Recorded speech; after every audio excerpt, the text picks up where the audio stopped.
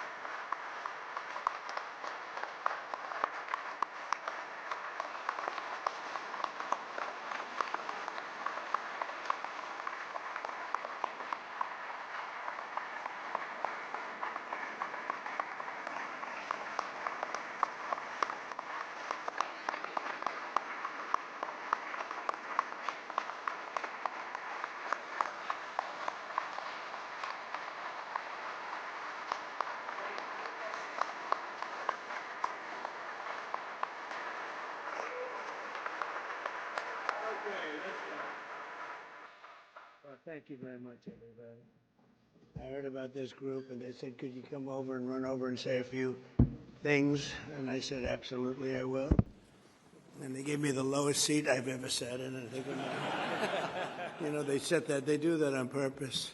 I don't think it was Chris that did it. I'm just trying to compare them. Chris wouldn't do that, but it happens. It's really an honor to be with you, tremendous people, and it's a really important subject, so I wanted to be here. I'll say a few words, and then I'll head out, and you'll handle it, and it's something you're very familiar with. But the people in the room are real doers, real amazing. It's an amazing group. We're here today to continue the incredible progress we're making in communities nationwide to ensure that as new data centers go up, and they're going up all over. Electricity bills for American families will actually come down. You know, you're going to be building your own data centers, and you're going to building your own electric plants. You're essentially becoming a utility, like Con Edison in New York, but maybe at a level that nobody's ever seen before, because we've seen some of the plants that they're building are absolutely incredible.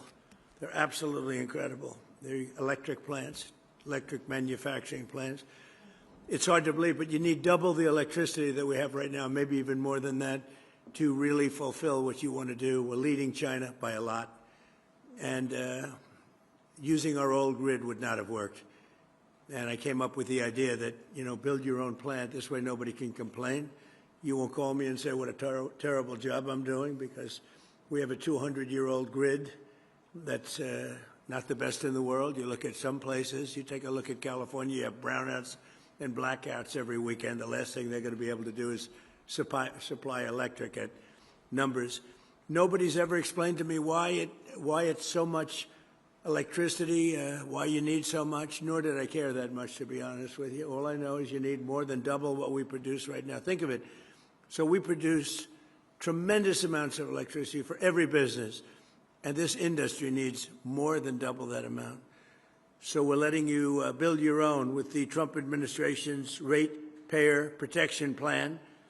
The American innovators and consumers thrive to win together because we're insisting that AI data centers and big tech companies pay their own way, and that's what they're doing, and they're happy to do it. because this way they're going to be able to function and function brilliantly. They're going to have a lot of electricity left over, and they'll put that into the grid, so we'll actually end up with more electricity. The rates are going to go down. As president, I've always said that America's goal must be to dominate the future, and that includes being the _1 superpower in artificial intelligence, so important. And this is, I think, bigger than frankly, I think it's bigger than the Internet. It's bigger than anything anyone's seen thus far. Maybe someday there'll be something bigger than this, probably will. But I think up until this point, AI is probably the biggest thing anybody's ever seen. And whoever wins that race is probably going to win, period. And again, we're leading China, and we want to keep it that way. President Xi's coming over on September 24th, and we talked about it when I was over in Beijing, and we'll be talking about it again. But he was very impressed with the job we've done, because ordinarily, they don't have any problem with electric. They build a lot of electric. They don't do environmental impact statements. They just say, you want electric, we'll build it. They don't use too many windmills. They make the windmills, but they don't use them. They do it the old-fashioned way in many ways. The United States never settles for second, and we don't under this administration. I can tell you that. You see that because we have the hottest country right now anywhere in the world. We live by the motto, America first. That's what's made us very strong, and we're leading China and all other countries by a lot in AI and just about every other category, including crypto. We want to stay in front in crypto. They'd love to take that over. So many other things they'd like to take over. They're highly competitive, if you haven't noticed. But thanks in part to this incredible technology boom, investments are pouring into the United States from all over the world. $19.2 trillion, creating hundreds of thousands of jobs. So think of it, $19.2 trillion in 12 months, okay? And the previous administration had less than $1 trillion in 4 years. I would say that's an improvement. Do I get credit for it? No. But no credit. Think of that. It's a 19.2 in 12 months versus less than 1 in 4 years. It's hard to believe, right? But that's the way it is. No credit, but we just keep chugging along. But as I say, I get no credit for anything, and then I look around the Oval Office. I said, oh, but we're in the Oval Office. So I guess we do get credit. But less than 2 years ago, our country was dead. And I've had this said by so many leaders. They use the expression a little bit different sometimes, said differently, but meaning the same thing. They say, sir, less than 2 years ago, your country was dead, and now you have the hottest country anywhere in the world, and we are the hottest in the world. At the same time, we know that the data centers and AI are dramatically increasing the demand for electricity. It's only fair that the cost of building the new infrastructure required to meet this demand should be borne by the corporations themselves, not by the American consumers and the American patriots, American citizens. And I think everybody agrees to it. And actually, they really don't have a choice because there's no way of producing that kind of electricity, the kind you need, and they want to do it themselves. And honestly, they're coming up with some plans that are genius, just like they are. That's why earlier this year I introduced the Ratepayer Protection Pledge. Under this groundbreaking plan, America's largest tech companies have formally committed to fund or build all energy infrastructure required to meet the demand they are placing on the grid. So they're going to be funding all of those electric needs, and we're giving them the right to build their own power plants. Lee Zeldin is here. He's phenomenal, and he's getting it done quickly. And thank you. Stand up. Stand up.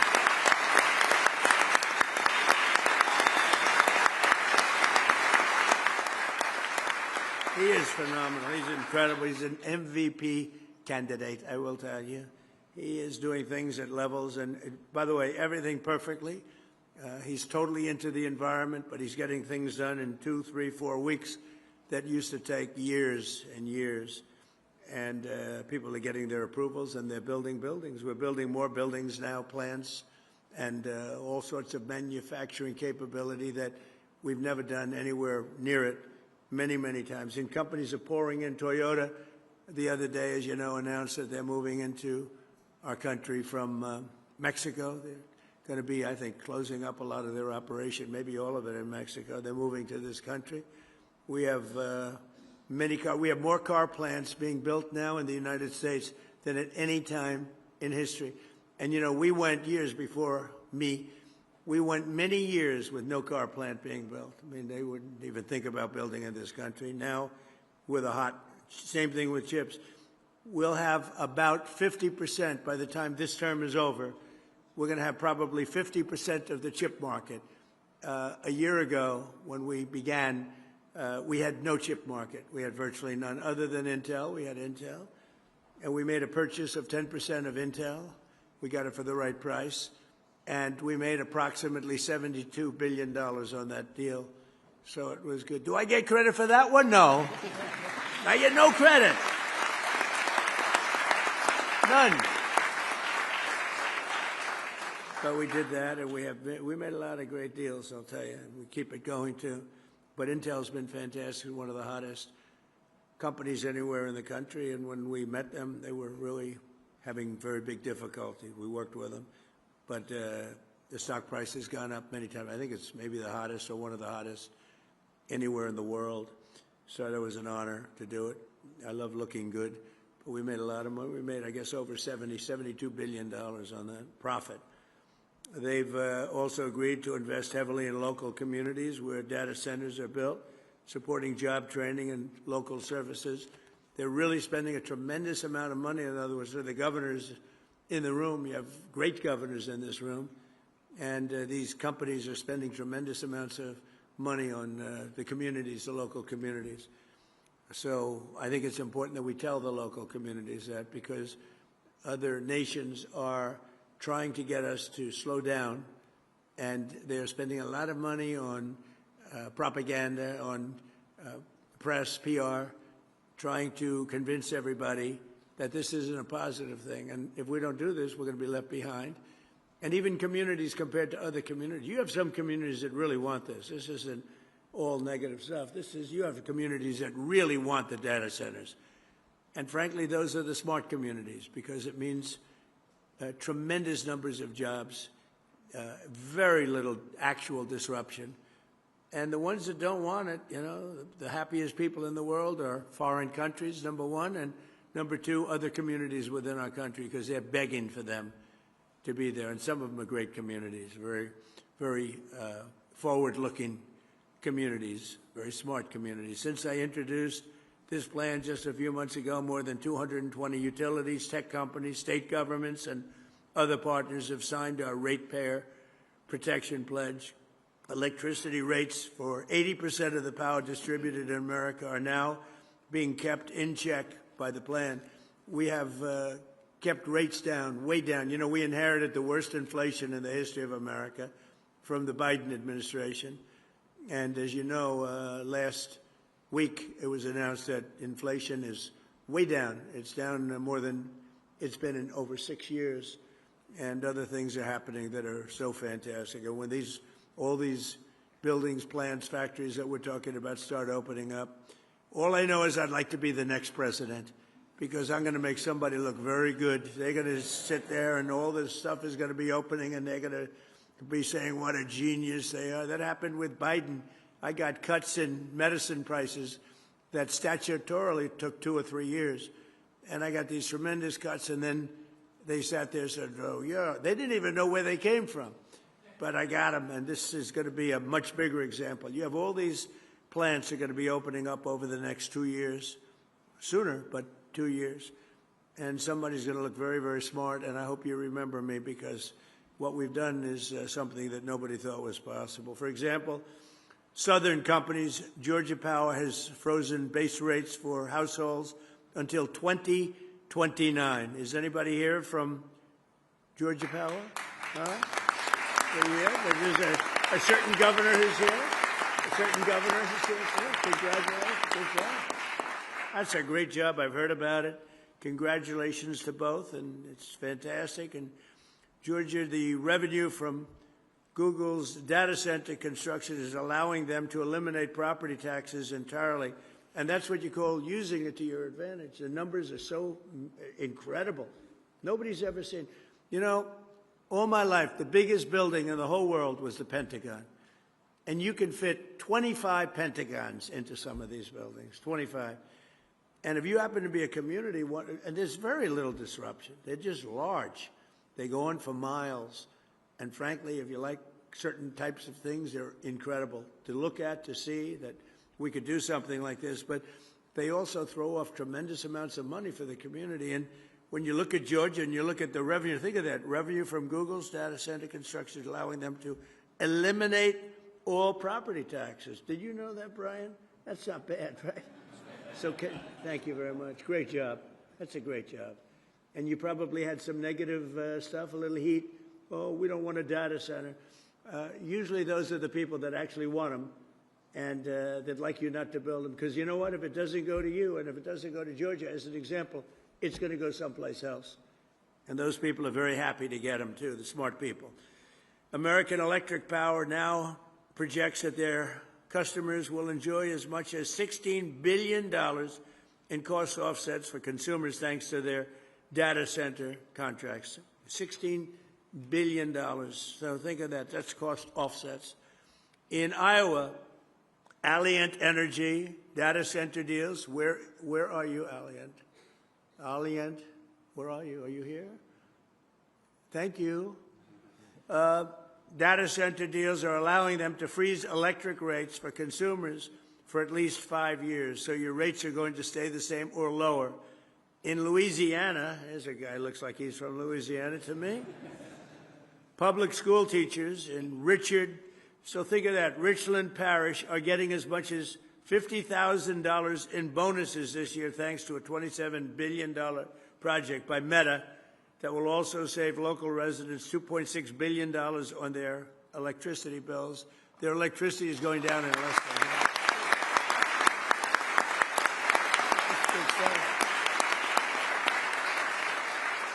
That's big stuff, Mr. Governor, right? You didn't have any doubt about it. Here's a governor doing a great job. We have some really great governors in this room.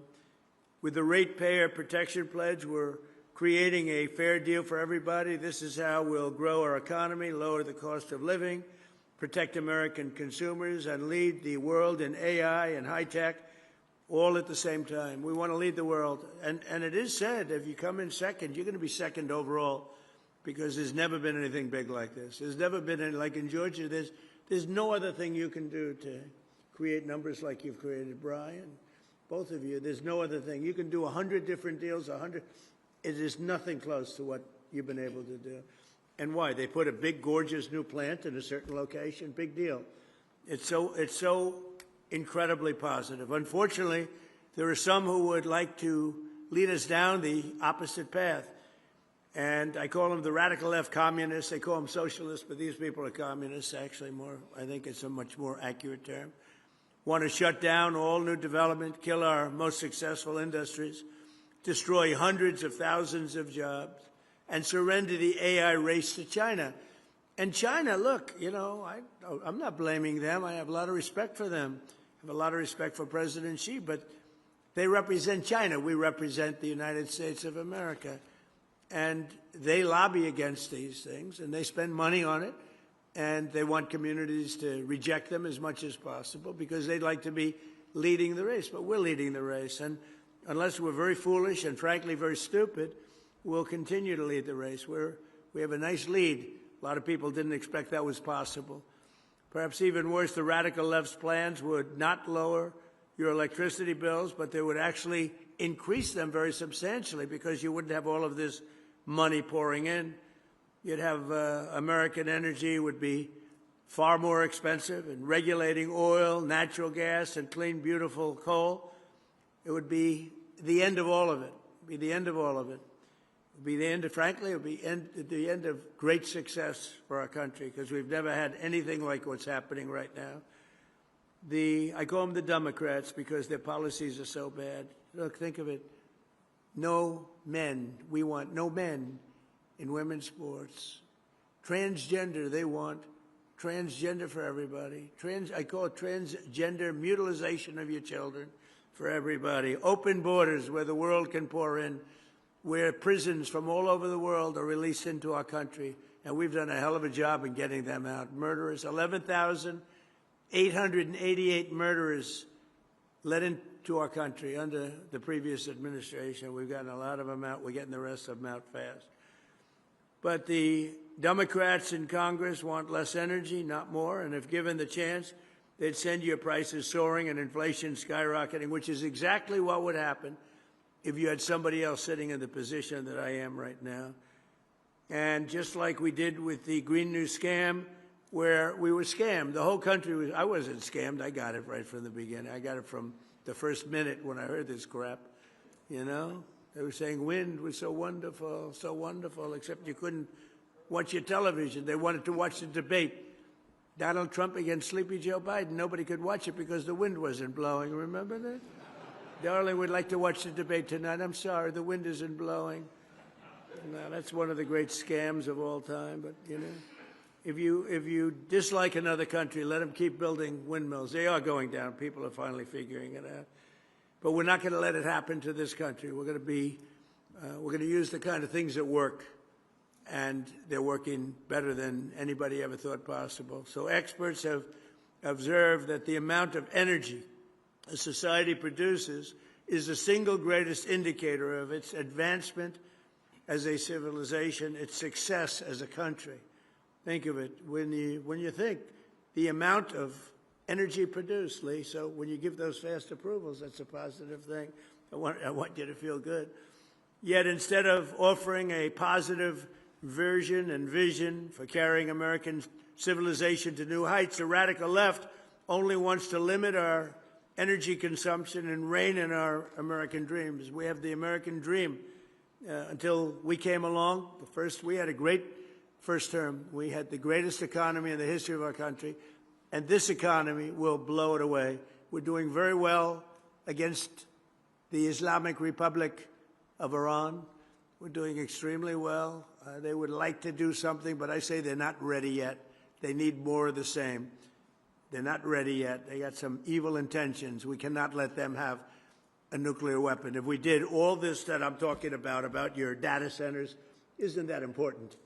When they start blowing away communities one by one, we cannot let them ever even think about having a nuclear weapon, and that's exactly what's happening. They'll never have a nuclear weapon. Under the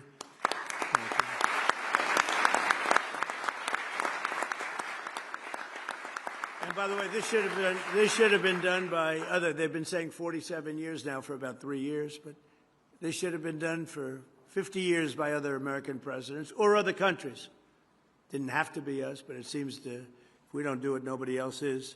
But I will, and nobody else has the capability to do it either. We built, in my first term, the greatest military anywhere in the world, and we're using it a little more than I thought, but that's all right. We had Venezuela, that Chris is doing a fantastic job, and we've paid for the cost of that war many times over. We're taking millions and millions of barrels of oil, and it's going to Houston and Louisiana. You know that. You see those ships lined up. And again, we've paid for that many, many times over, and we have a great relationship with Venezuela. And the people are happy in Venezuela right now. They can't believe what's happened. We have the biggest companies, the biggest oil companies in the world going in and doing business like nobody ever thought possible. And we're taking some, we should, and they're taking some. And, you know, it's very interesting that they're making more money. Chris was showing me some numbers. They're making more money, Venezuela now, than they've ever made before. And we're making a lot, too.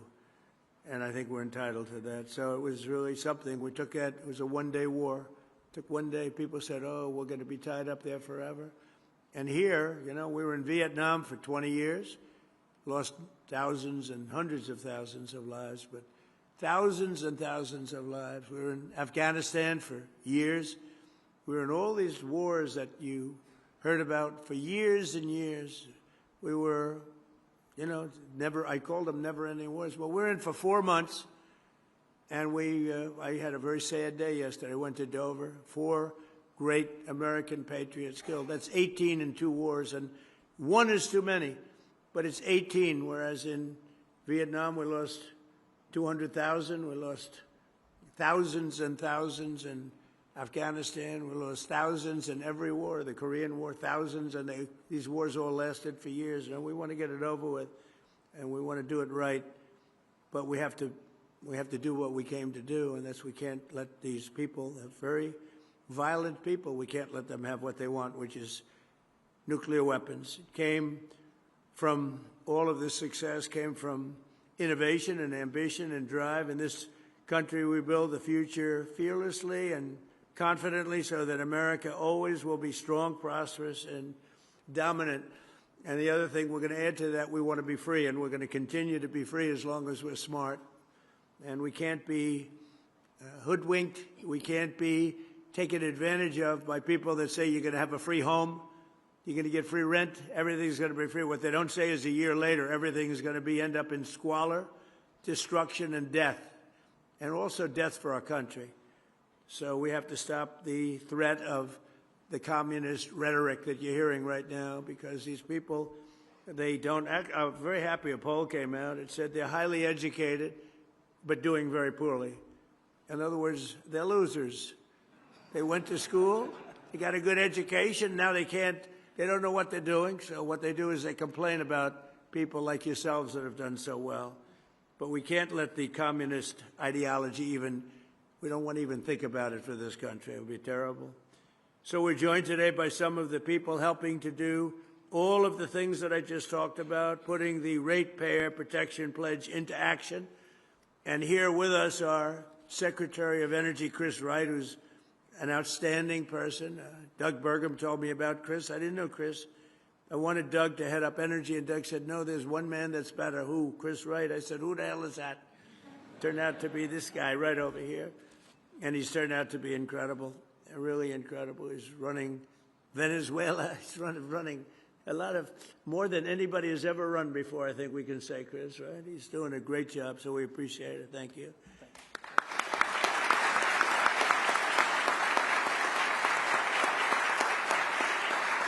A friend of mine, the governor of Louisiana, Jeff Landry, popular guy, really smart, street smart and book smart, which is a rare combination, by the way.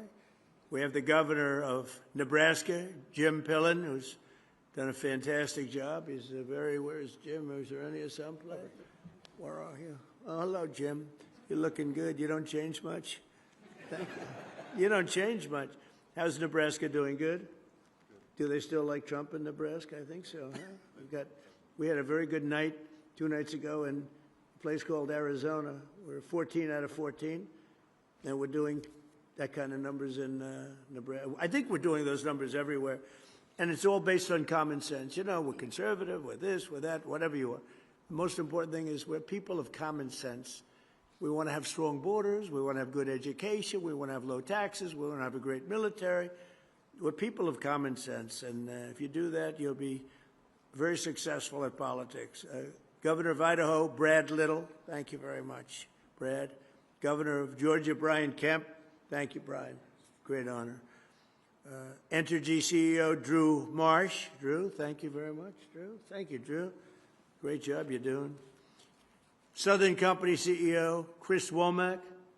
Chris, hi, there he is again, Chris. I didn't know that was your name. I just saw you. I said, that's a smart guy, because you did that big job making people in Georgia rich, right? That's Meta President Dina Powell, who's been my friend. She was with me for 4 years in the White House, and I called up Mark. I said, you hired the right person. You got the right person. So great, Dina. We're proud of you. Columbia County Commission Chairman Doug Duncan. Doug, thank you, Doug. Congratulations. Job well done. And Sheldon Jones of Louisiana's Richland Parish School District. And thank you very much. Good job. You know him, don't you? Huh? Thank you. I heard you're doing fantastically well. And again, Lee Zeldin, who's been so outstanding. So, thank you. So I just want to leave you by saying that it's an honor to be here. I'm going over now to talk about various and sundry subjects. One is the Iran war, where, again, we're doing very well, very, very well. I would say better than anybody expected could be done. We've knocked out their Navy, their Air Force, all of their radar, most of their capability in terms of manufacturing. Their drones are down 84%. Their missiles are down 91%. And I had a newspaper say, they're in stronger position today than they were 4 months ago. No, that's not the truth. That's not right. I can't believe they're even allowed to say it. New York Times said, they're in stronger position today. They have no military. They have no Navy. They had 159 ships. Everyone's at the bottom of the sea. They had 212 airplanes. Everyone is gone. They have no radar. They have no anti-aircraft. They have no nothing other than they're mean and they're smart and they still have some capability. But 4 months ago, trust me, they were much, much stronger, okay? I want to give you the non-fake news. But we're going to do that, and we're going to then have the Dodgers, the World Championship Dodgers are going to be over at the White House. They're going to be waiting. And I'll meet a man who's just about the best pitcher in baseball and just about the best hitter in baseball and just about the best fielder in the outfield in baseball. And needless to say, I guess he had a game where he pitched a almost perfect game, and he had 2 or 3 home runs in that game, and they said it was probably, I said, you know, never seen that. Only Babe Ruth. Babe Ruth was a great pitcher, and he was a great hitter. But even the Babe didn't throw a one-hitter and hit 3 home runs, which would make it, I would imagine, about the greatest game ever played. So we're going to meet him and all of the people of the Dodgers. They won the World Championship, and we see the champions, the Super Bowl champions, and the baseball and basketball, all of them. They like to come over to the White House. We're going to have a little thing in a few minutes. But I want to just thank everybody, and we're really talking about the Ratepayer Protection Plan. To me is very important because you have to convince your community how great these things. You can't fight it. You have to go with it. And you're going to have all that protection, and we're giving you automatic protection. But you're going to make a tremendous amount of money. You're going to reduce taxes. And you're going to have something that if you don't have it, everybody else wants it. So these are the smartest people. Most of you in this room, we have a couple probably on the other side of things. They disagree, but I don't know how they can disagree. Your community and your state's going to become rich, and there's very little disruption. And again, if you don't take all that money, somebody else is going to take it. You might as well do it yourselves. So it's an honor to be with you, and maybe I'll let Chris and Lee and the group and Jeff and Brian, everybody just take over, have a good free-for-all, and figure it out. And if you have any problems, I'll come right back and I'll straighten those problems out, okay? Thank you. Great job. Thank you.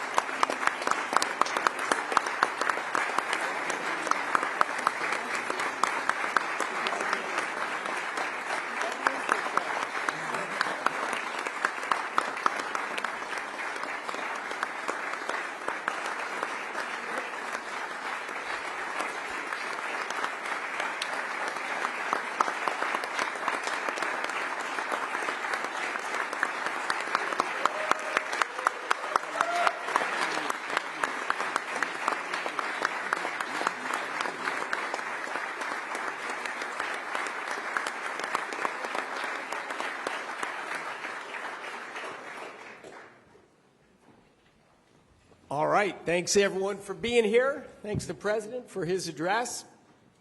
Look, Americans are united in their desire to supercharge our economy, to increase our national security by keeping our lead in artificial intelligence over China. These are critical for our economy. They're critical for our national security. Americans are also united in their frustration over the ruinous nearly 30% price rise in electricity across the country during the Biden administration, and needless rises in our electricity prices. The Trump administration Ratepayer Protection Pledge addresses these issues and allows Americans to have it all. This allows America to maintain our lead in artificial intelligence by driving rapid investment in our country, rapid investment in new power infrastructure, and on favorable terms with the developers of data centers that have stopped the rises of electricity prices where these investments have been made. Sadly, we see this issue being politicized now. We see Democrats in New York saying we're going to ban the development of data centers, and they're doing this because the green energy mandates they pushed at the national level under Biden and at the state level, that's what drives up electricity prices, and they want to blame something else for that. Of course, they're going to double down on stupid and end out with even greater increases in electricity. The states, Maine is one of the states with 0 data centers, 0, has very high electricity prices. The states that have avoided the development of new power infrastructure, those are the states with the fastest rises in prices. The governors on this stage, and you're going to hear briefly from all of them, all of the governors on this stage have electricity prices in their states meaningfully below the national average. And they've done it by allowing investment and progress in their states. They've allowed data centers to be built, and then the power production that comes with them. This has protected their ratepayers and delivered jobs and opportunity and relief from taxes. That's a clear pathway forward. Now we'll turn it over to Governor Jeff Landry from Louisiana. Thank you, Chris. I guess the pressure's off now, right?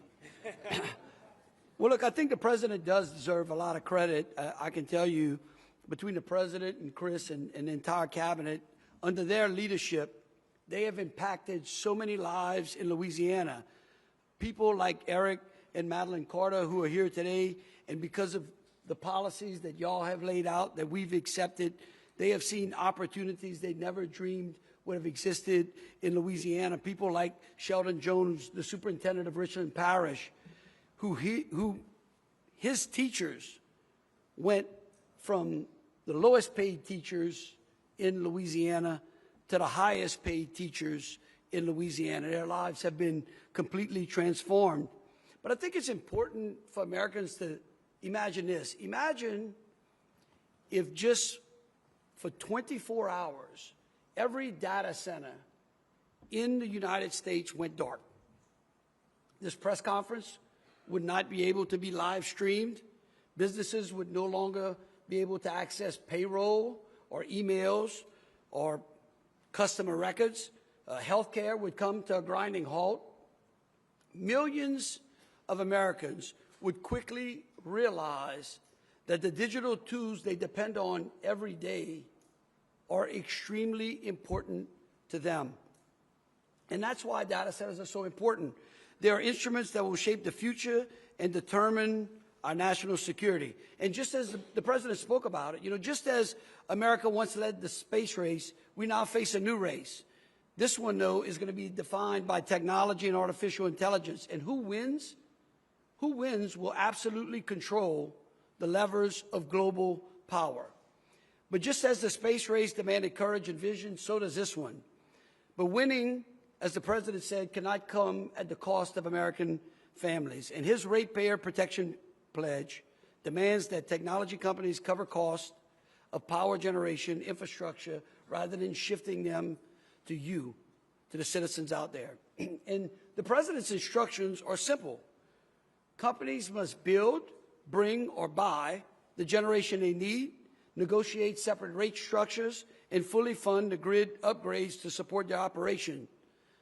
In Louisiana, we didn't just follow the president's model. We pioneered it. Our first-of-a-kind partnership with Meta should be a template, not an exception. Today, Meta, not our ratepayers, fund all new generation transmission upgrades and infrastructure tied to this historic investment.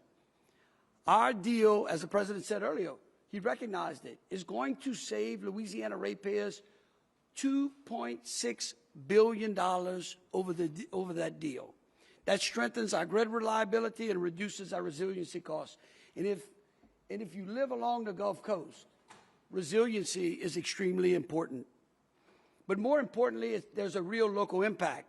For Richland Parish, the change has been transformational. As I said earlier, teachers went from the lowest paid to the highest paid.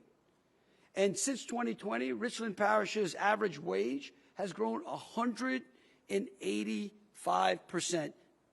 No. That's how much the taxes have grown. In the average wage has grown nearly 30%. So think about getting a 30% pay raise. Think about what that would mean to American families. That's how you address affordability. That's how Louisiana families are winning. And that's what's happening when innovation meets opportunities. In Louisiana, we've also streamlined our permitting process so that projects like this can be permitted in 8 months. That matches the President's speed to power vision for America's energy sector. I can tell you that Meta's partnership with us is a national standard, and the President's agenda drives America to expand domestic energy production as we accelerate AI deployment, and we're setting a national standard. You know, I believe, and I would say this, I think the President believes this as well, this is America's moment. This is a moment where we get to protect our people, empower our communities, and unleash unprecedented economic opportunity. And it's a moment to prove that when innovation meets responsibility, America doesn't fear tomorrow. That's what the groups out there want us to do. We used to be a nation that never feared, and we should not fear tomorrow. We should rise to the occasion and secure for the next generation the next great American era. And so, you know, for me, this is more than just progress for Louisiana. What the President has laid out is actually a blueprint for every corner of America. And these governors will explain that to you as well. When we choose to protect families, invest in our communities, and harness innovation for the common good, we ignite hope for from the smallest town to the largest city in America. And really, the President is showing us that responsible growth is the path to affordability. And we determine, Americans will determine who wins this race. Is it going to be American exceptionalism, or is it going to be China? Personally, I believe in America. And so this is our moment to move and not to fear. And in Louisiana, we are not fearing this build-out. Thank you, Chris. Thank you for the inspiring remarks, Governor, and a fulsome 2 minutes as well. I practiced that in Congress. And now turn it over to Entergy CEO Drew Marsh, who's been aggressively developing affordable, reliable power. Drew? Well, thank you, Secretary Wright. And I want to say thank you to the President and the administration and yourself for continued focus on customers and communities through the Ratepayer Protection Pledge. I also want to thank the governors in our 4 states, and including, starting with Governor Landry, who we proudly serve, our retail regulators, and of course our data center customers, Meta and Google was mentioned earlier, and AWS. In Louisiana, we were honored to partner with Governor Landry to win the transformational Meta data center for Richland Parish. From the beginning, his focus on benefiting customers and communities while also positioning the state for growth and prosperity and opportunity has been remarkable. This effort that we've undertaken in Louisiana is a great example of state working together to bring business and communities together to protect existing customers and to move with speed to win the AI race. Our part at Entergy was driven by our customer focus and, of course, our vertical integration, which provided a one-stop shop for innovative solutions for Meta. Our Fair Share Plus pledge is modeled after the Ratepayer Protection Pledge that the administration put in place, and it will deliver approximately $7 billion of benefits to customers over the next 2 decades. In Louisiana, Fair Share Plus includes everything that Governor Landry was talking about and that I'm sure that Superintendent Jones will talk about and Dina will talk about, jobs, community benefits, workforce development. There are $140 million of energy efficiency benefits and $120 million of benefits for vulnerable customers included in that transaction. And of course, all the modern, resilient, efficient infrastructure that is being built to support Meta also supports the rest of the existing customers on the grid. And Fair Share Plus pledge also means that Meta covers its entire incremental costs during the contract, and it means it covers fixed costs, in part, their fair fixed costs that other customers are paying today, things like storm costs and resilience investment and compliance costs. That's important. Those costs total up, and the President mentioned it, $2.65 billion over the life of the contract, and that's in addition to the community benefits that we were talking about. The White House's Ratepayer Protection Pledge, Governor Landry's recent executive order, and our Fair Share Plus pledge are all aligned to ensure that we grow and support this transformational investment opportunity, and we do it in a way that creates benefits for all customers. That's how we win the AI race and responsibly serve all of our customers at the same time. Thank you, Mr. Secretary. Thanks so much, Drew. Now we'll turn it over to Meta President Dina Powell, who has a lot of fans in northern Louisiana where the economic opportunities have been transformed. Well, thank you, Mr. Secretary. It is such a thank you. It's a privilege to be here with you. It was a privilege to be with you and President Trump when we signed the Ratepayer Protection Pledge at the White House not too long ago. It is also really a privilege to be at EPA with Administrator Lee Zeldin, who really is an incredible person to work with. Thank you so much, Mr. Administrator. As the Secretary said, we could not be more proud of our investment in Richland Parish and really throughout Louisiana. Without Governor Landry's leadership, we would not have been able to make the investments that we have made, and frankly, to do it in a way that had in mind the citizens and the community. I think there is a new model, and the new model is for companies like ours to listen very humbly to the community and to really ask what the needs are.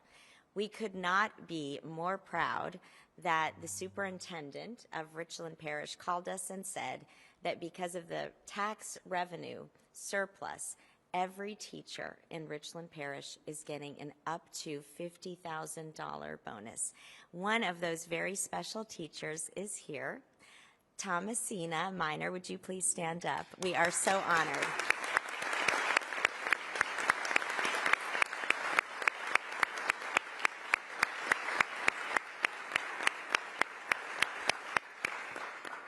We also are very proud of the investment that we're making directly to businesses. To date, we have had $1.6 billion in contracts that have gone straight to businesses in Richland Parish, and particularly small business owners. It's been really fun to meet so many of those business owners who have doubled their business, increased the jobs in their businesses, and have really been thriving in the community. We also are working with Louisiana Delta Community College. As we all know, there are so many open jobs, welders, electricians, fiber technicians, and those community colleges and trade schools are the heart and soul of the training that's really fueling these jobs. It is actually one of the partners in something that we're extremely proud of at Meta, America's Workforce Academy. This new program is actually a fast-track program where all of the training is paid for, and you have a guaranteed job at a Meta infrastructure site at the end of it. What has been amazing is to see who is applying for those jobs. People who live paycheck to paycheck can't take 5 or 6 weeks off and pay for training. And so we have just been so heartened. 41,000 Americans have already applied, and we can't wait to scale and grow this program. And I'll just close by saying that we actually called it America's Workforce Academy for a reason, and that is exactly what President Trump just said, that America's values have to win in this race.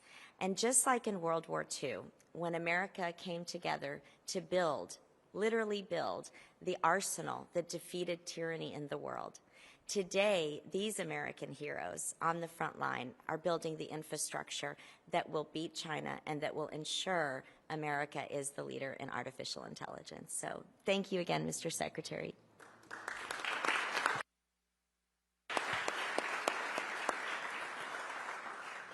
Thanks so much, Dina. Now we'll go to Richland Parish School District Superintendent Sheldon Jones to tell us the story from the front lines.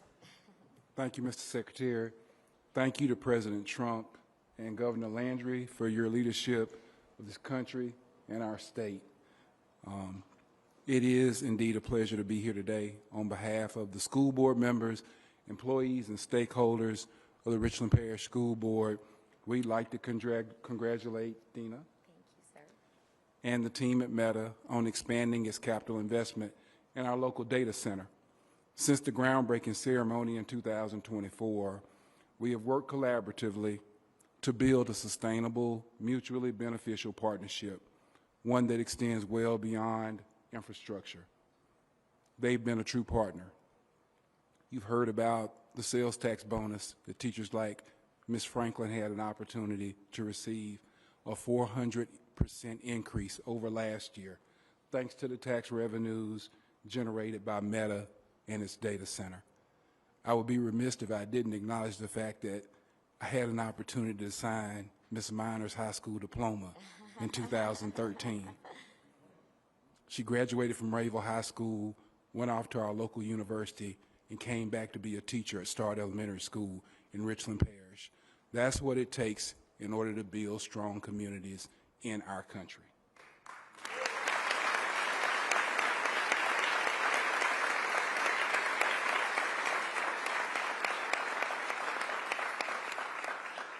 Meta's presence has made a tangible difference in our classrooms, from funding STEM resources and technology, upgrades to workforce development initiatives. This partnership is directly strengthening the educational experience in Richland Parish and making our school district a top spot for educator talent.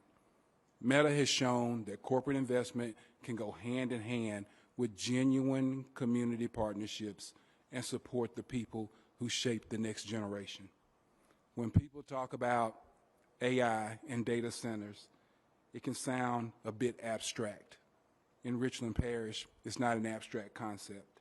It's a new roof on a teacher's house. It's a kid who can see a future for themselves right here in our community. Thank you.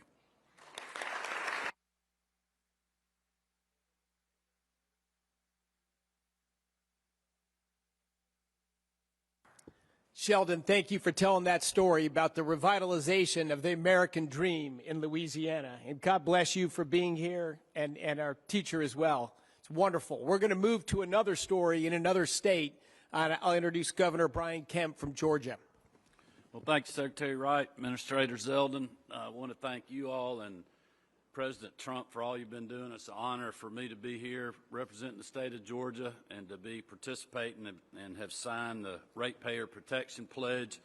Honored to be with two other great Georgians on the panel, Chris and Doug, and you'll hear from where the rubber meets the road from them, so I won't take any of their thunder, but they've just done an incredible job in our state. I know we have a lot of our other utility partners that are here with us today, our EMCs, electric cities, and others. And we just have such a great story to tell in the state of Georgia. And we just got to keep telling it because it's so hard fighting through, some of the negative press and some of the, anti-AI, anti-data center, really anti-everything groups that are out there, but just to simply tell people the truth. And in Georgia, we're very excited to have the first 2 new nuclear reactors in over 30 years.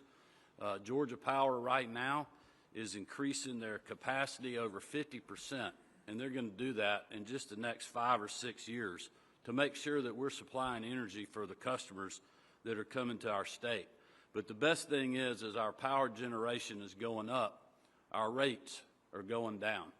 And I've got a great chart I'm going to leave you with, Mr. Secretary, but that little blue dot right there in the southeast, somebody sent me this chart yesterday, and it really is talking about the burden on the ratepayer, and it's tracking their household income and then what the burden of utility rates are. And a lot of my fellow governors that are up here with me and some of the other Republicans that are not, they're all in states where they're doing exactly what we're talking about here today. And we've been fortunate to be doing that in Georgia for a while now, either freezing rates, now lowering rates. And I believe we'll be able to keep lowering rates as we continue to have this data center, large load manufacturing plants like the Hyundai Meta plant, the expansion at Kia, a lot of large manufacturers that's creating great paying jobs with great paying benefits for hard-working Georgians. And that's why we're doing this. And it's also helping our local communities. And I know Doug and Chris will be able to talk about that. So this is a great day. And I agree with Governor Landry. We cannot let China win this race, and that's what some people want. And it's very important for us to continue, especially in my eyes, is to have you know, a mixed use of energy in our state. We've got nuclear, we've got coal, we've got gas, we've got hydro, and we're going to continue to do everything that we can to supply our customers. And we're very excited to be able to tell the story and honored to be here today. So thank you.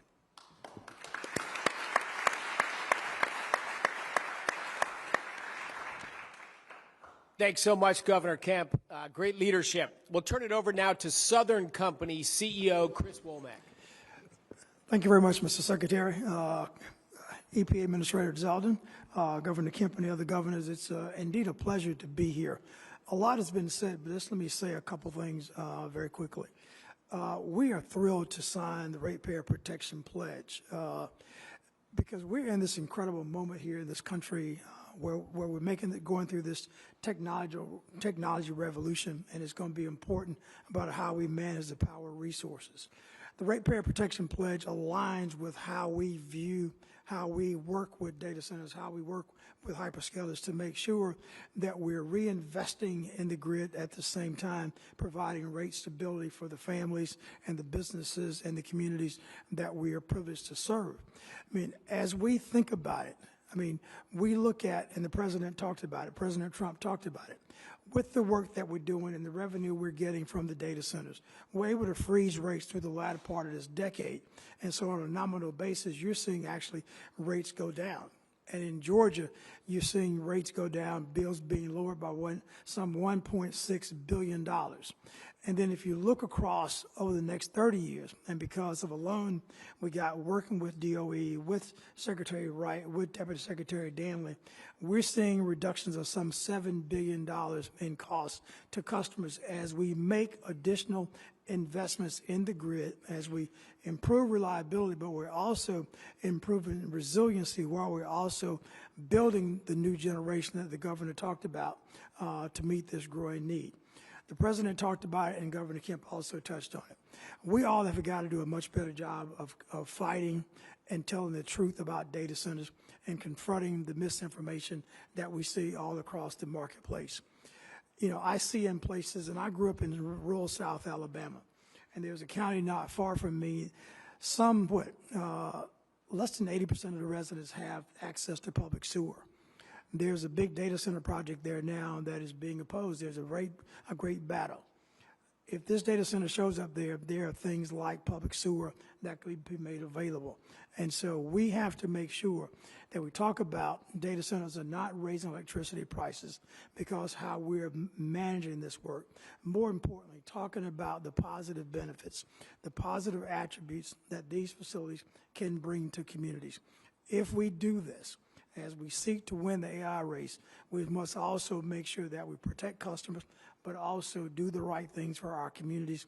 That's the opportunity that's in front of us, and we all working together must seize this wonderful opportunity, must seize this moment that's in front of us, and we look forward to working with each one of you.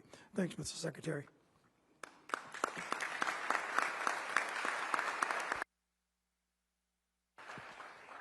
Thanks so much, Chris. And now we'll go to Columbia County Commissioner Doug Duncan, who can tell us the story on the ground. Thank you, Secretary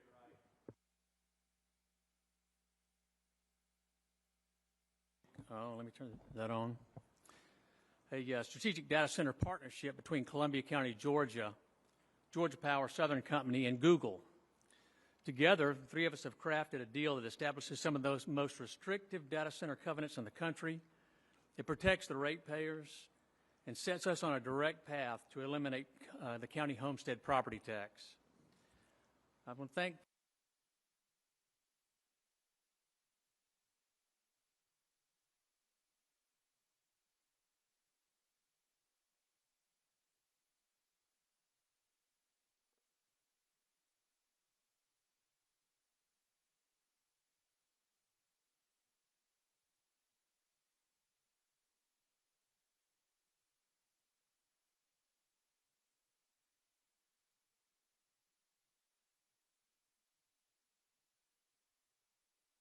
Georgia Power, Southern Company. They've frozen commercial rates, or consumer rates for 3 years, which is just a phenomenal thing.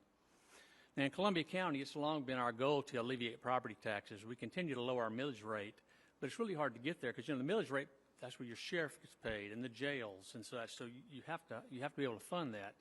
Well, the revenue generated by this project is going to be diverted back to the homeowners, and so that's something that we're very proud of.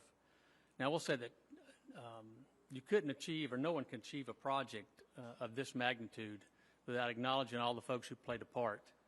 And so if you'll bear with me for a second, I just want to thank you, Governor Kemp, because in Georgia it was, I don't say illegal, we could not rebate to homeowners, but we got with the governor, we got with the legislature, Speaker John Burns, Gary Richardson, Senator Lee Anderson, and we worked through and had legislation passed to give us the ability to give that money back. So thank you so very much for that.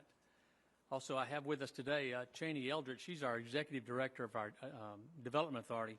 She actually ran point on the development of this project, found the site, went and actually found the user. And so just thank you, Cheney. Our County Manager Scott Johnson's here with us today. He was a point person on negotiating. Because remember, we went into this solely for the reason to eliminate homestead property taxes. And we've stayed true through all the negotiations to get at that point. So I do want to call out my fellow commissioners, the Vice Chairman, Allison Couch, Connie Malier, Mike Caraway, and Jim Steed. They literally weathered the storm. Meeting after meeting, disinformation, and we were pounded on, frankly. We stood firm because we knew this was what was best for Columbia County, and frankly, is the American dream. So again, the bottom line for Columbia County is our infrastructure is getting rebuilt, if you think about that. Ratepayers are not paying that. They're protected, and taxpayers are going to receive the value of this back in their property taxes. So I just want to thank President Trump for all he did.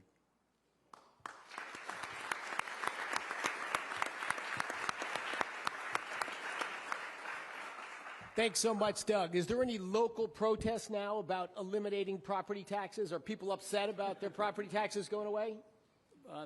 So we had a meeting Tuesday night, and there was protest Tuesday night, but it's already done. So no one has. We may have had one person come before us and say that the valuation of his house was too low. So I had to take a step back. And at any rate, no one is protesting not paying taxes. All right. I'll turn it over to Governor Brad Little from Idaho. Thank you, Mr. Secretary. The people in this room are really not the target audience.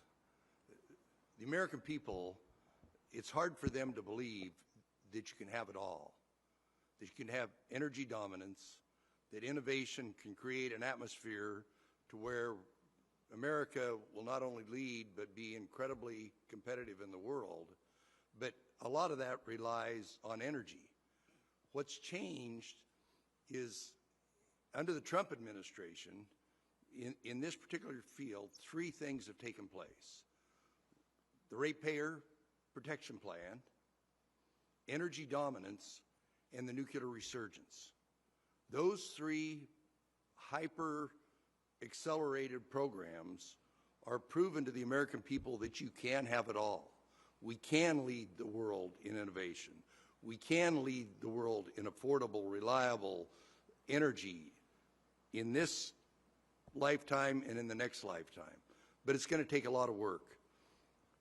In Idaho, we're doing our part. The Idaho National Lab, under Secretary Wright's leadership, we met the goal by the 4th of July, and we exceeded our goal, having 3 different, now 4, soon to be 5, small modular reactors go critical. That would have been impossible in the previous administration. The capital is there, the need is there, the desire is there. What we needed was the will and the leadership. This administration has given us the will and the leadership so we can literally have it all. Idaho, right now, we have the most affordable power. Every time I say this with my fellow governors, we get into a little argument. But our power is predicated on falling water. We can't get any more falling water. So obviously, what we need to do in the grid, but more importantly, what we're going to do in nuclear energy, and our partnership with the Department of Energy, with the National Lab, and I think there's 15 companies, Chris, that all want to be in this place, and I really want to applaud the department because they're not picking winners and losers. They say, come out, do your proof of concept, and then we'll see who rises to the top, who's the most efficient, who's the safest, who's the, and then we will be able to win this arms race we're having with China on the next generation of nuclear power, and a lot of it's going to take place in Idaho with our partnership with President Trump and Secretary Wright. Thank you.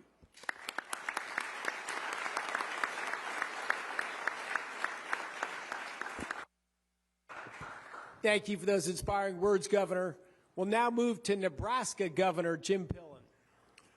Thank you, Secretary Wright, and I just want to say a gigantic thank you to Secretary Zeldin and you, Chris, for saying yes and saying yes to President Trump. A couple comments. There's been a lot said, but I'd like to say a couple things hopefully everybody will remember and think about. In Nebraska, if I can brag about it a little bit, we're home of public power. Home of public power, which means we have the best electrical rates for the 2 million Nebraskans. That's really, really an important piece for all the people in Nebraska. Number two, we're home of Offutt Air Force Base. I've had an extraordinary privilege to spend a lot of time in my 4 years with General Cotton, who headed up strategic nuclear deterrence for our planet. That's happening at Offutt Air Force Base, and now Admiral Corral doing the work. And then number three, we're home of the largest underground, most sustainable aquifer in the Western Hemisphere. Why do I bring those up? I think that because we're home of public power, we've been the leader of data centers that started long before anybody knew what data centers were. And why do you think Nebraska was the home? Use a lot of electricity. We had the best rates in America. So we've been having billions of dollars invested. But the thing that happened in Nebraska, and we talk all the time, it's really important we understand who we are, each state, and that's why governors are empowered to make a lot of things happen. We, the state. So we have not experienced any property tax gains or tax gains because we gave tax credits away for the first 15 years to attract. So we have said we don't need to do that anymore. We have to run government like a business, and we've eliminated and stopped the Imagine Nebraska tax credits because we've been given, I'm a farmer, I'm the first governor from agriculture in Nebraska in 100 years. My view of the world, becoming governor, we've been given the topsoil away. In some states, circumstances, given the farm away. So we want to play a role. And just, Secretary Wright, I think one time I've heard you speak that America needs to understand the difference between data center transactions and computation intelligence centers, because that is the big issue. Nuclear deterrence, strategic nuclear deterrence that's taken place at Offutt Air Force Base, and we have to win the game of electricity. And so we were able to pass this past year to protect Nebraska ratepayers behind the meter legislation, so as big projects come to Nebraska, they will be financed privately. 60 days into being governor, I met with the CEO of a company that loves doing Nebraska. They have billions of dollars, invest in Nebraska, want to grow. And they said, Governor, we can't grow in Nebraska. I'm 60 days governor. I said, you can't grow in Nebraska. We're out of electricity. So the other I've heard you say, I've heard the president say 2, maybe 3 times growth of electricity in our country. I'd vote for 3 times because we have to have power. Our foreign adversaries are building gobs of it at coal at breakneck pace. We have to have extraordinary growth of electricity. And in Nebraska, when we're talking about computation, when we're talking about what we need for democracy, we're all in. We want to make sure we can do it, we can grow so that the companies come do business, that they are a part of community enhancement, helping our teachers be able to do better, help us to educate our children better, and make it a win-win. And we look forward to playing a significant role. We've led, and Nebraska's givers, and we want to attract givers. Fantastic.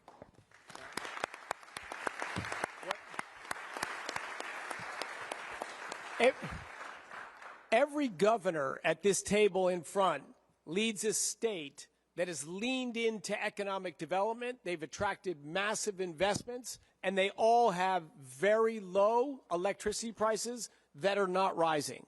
It's not a trade-off between growth and electricity prices.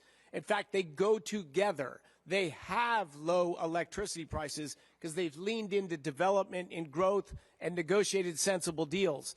The states with the most expensive electricity and the fastest growth in electricity are the states today that produce less electricity today than they did 5 years ago and than they did 10 years ago. Anti-development is the road to expensive development. Sensible development, is the road to expensive electricity prices. Sensible development is the road to lower electricity prices. Americans deserve them both. Jobs, opportunity, and low electricity prices. That's represented at this stage today. That's what the Trump Ratepayer Protection Pledge is all about. Thank you, everyone, for joining this event. Thank the great leaders who've brought these beautiful case studies to the fore, and there's dozens more to come. Thank you all.